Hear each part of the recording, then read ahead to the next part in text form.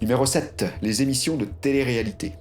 Ces émissions débiles et débilitantes vous laissent croire qu'il s'agit de situations réelles, de la vie courante chez des gens ordinaires, mais sont en fait des compositions scriptées, léchées aux quatre coins, optimisées, pour vous mettre dans un état tel que lorsqu'arrive la pub, vous en soyez littéralement gavé.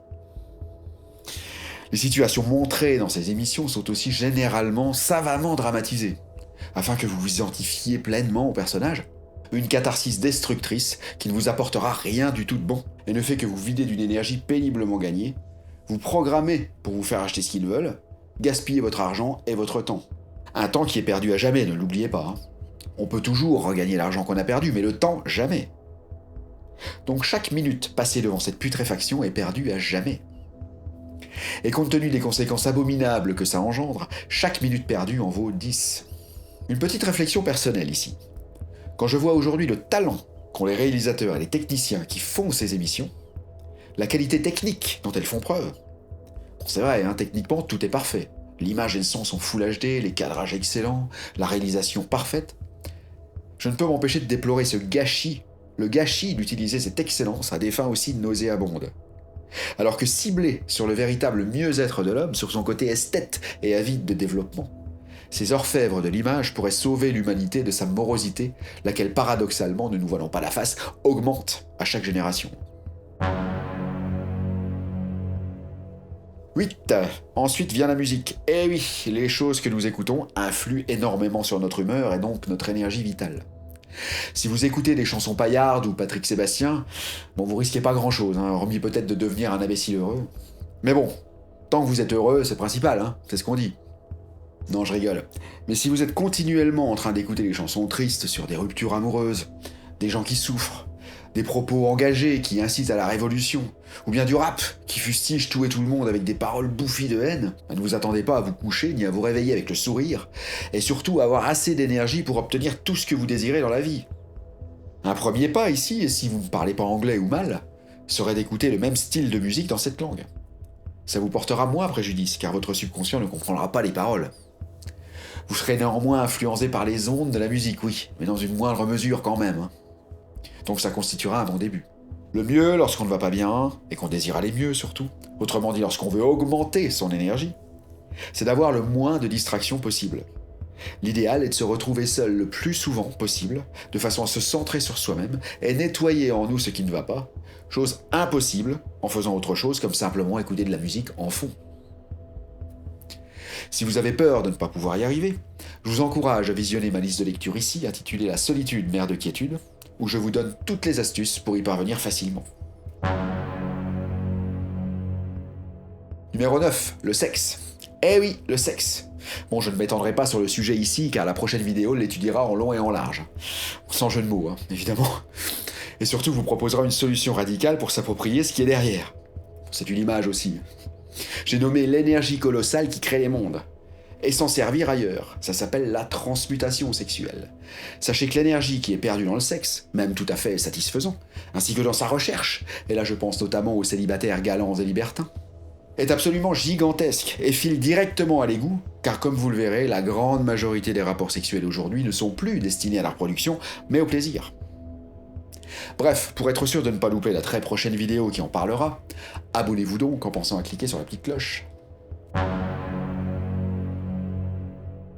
10. Les addictions en tout genre, comme le tabac, l'alcool, les substances, le sucre, etc.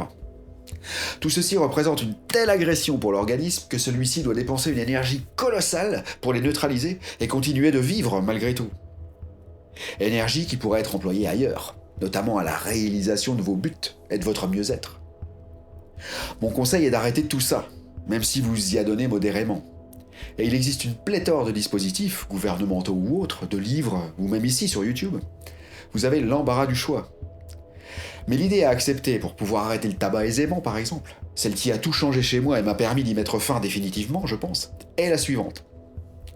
Au lieu d'arrêter de fumer en pensant perdre quelque chose que vous devrez compenser, dites-vous au contraire que vous avez tout à gagner, à commencer par retrouver votre santé et énergie d'adolescent que vous aviez avant de commencer, sans parler de l'argent économisé. Il y a aussi une seconde idée à garder à l'esprit, qui est la même que pour la drogue, c'est de penser où file cet argent lorsque vous en achetez.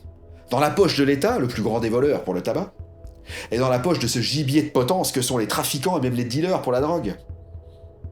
Ça n'a l'air de rien, mais ces deux idées changent absolument tout dans la tête. Et les garder en permanence à l'esprit permet vraiment d'y arriver. Quant au sucre, je vous propose ma vidéo pour y faire une chasse impitoyable facilement qui vous rendra 1000 services. Numéro 11, le jeu compulsif. Cette addiction est malheureusement mise sur le même pied d'égalité que les autres, aux substances. Comme pour les substances nocives que l'on achète à prix d'or, il vous faut dire que toutes les entreprises de jeux qui vous font miroiter des fortunes colossales ont été fondées, comme n'importe quelle autre entreprise, afin de gagner de l'argent. Donc les fortunes promises ne sont qu'un appât.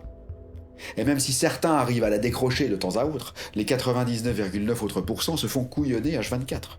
Ces sociétés ont des règles qui convergent toutes vers un seul but, que ce soit elles qui gagnent toujours à la fin. Pour connaître l'ampleur de cette vérité, je vous encourage à regarder ce film sublime, sorti en 95 de Martin Scorsese avec De Niro et Sharon Stone, qui s'appelle Casino, où vous saurez tout ce qui se passe et à quel point on vous prend pour des poires. Et que même si vous gagnez, tout sera fait pour que vous reperdiez votre gain. Cette liste n'est pas exhaustive malheureusement, et je compte sur vos commentaires pour parler aussi des gouffres si vous en connaissez. Et comme tout, c'est l'intention qui vous guidera vers les bonnes thérapies, le fait de vouloir s'en sortir vous guérit déjà à moitié. Quoi qu'il en soit, toutes les mauvaises habitudes dont je parle ici proviennent de programmations inconscientes qui nous poussent vers elles à cause du fait que le subconscient a cru et croit encore qu'elles nous sont bénéfiques. Ces programmations erronées auxquelles on a bien imprudemment adhéré, souvent à un âge où l'on était trop petit pour en distinguer le bien fondé, sont un autre mot pour dire mémoire. Ces mémoires qui plombent notre subconscient, notre libre arbitre et au final notre vie.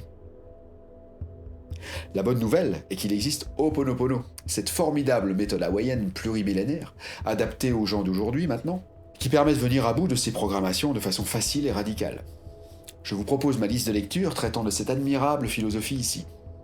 Voilà, nous verrons dans la prochaine vidéo les moyens d'augmenter cette énergie une fois que les brèches seront colmatées et on commencera par le sexe. Si vous avez aimé, laissez-moi un pouce par le haut, partagez et surtout j'insiste, parlez-nous de vos expériences personnelles en commentaire de façon à étayer mes dires et qu'il y ait un véritable partage entre tous. Merci de votre soutien et de votre fidélité qui me font chaud au cœur. Vous avez aussi la possibilité de me soutenir financièrement en cliquant sur le lien Tipeee qui figure dans la description ci-dessous. Je vous souhaite un excellent colmatage. À bientôt.